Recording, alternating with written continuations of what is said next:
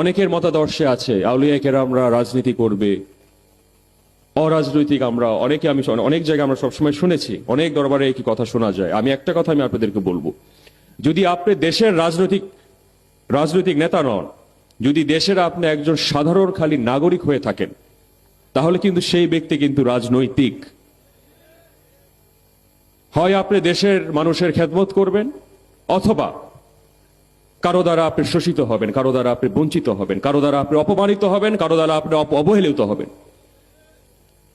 যে কারণে দাদা হুজুর আমাদের এই কথাটা বারবার বলেছিলেন যে ইসলামের যে পরিপূর্ণতা, তরিকত, হকিকত, মারিফত এবং শরীয়তের যে পরিপূর্ণতা, সেই পরিপূর্ণতা অর্জন করতে হলে আদব, বুদ্ধি, মহব্বত, সাহস যেভাবে আমাদের অক্ষরে অক্ষরে শিক্ষা দিয়েছিলেন, একটা কথা তিনি বারবার বলতেন, বাবা মানুষের হক মেরে খেয়েও না, কাউকে কোনোদিন ঠকায়ও না, একদম স্পষ্ট ভাষায় বলতেন।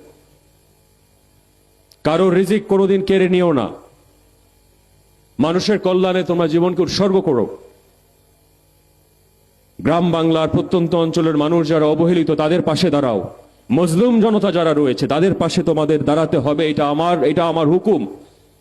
এবং আজকে আমি মনে করি এটা আমাদের সব থেকে বড় আমাদের নিয়ামত।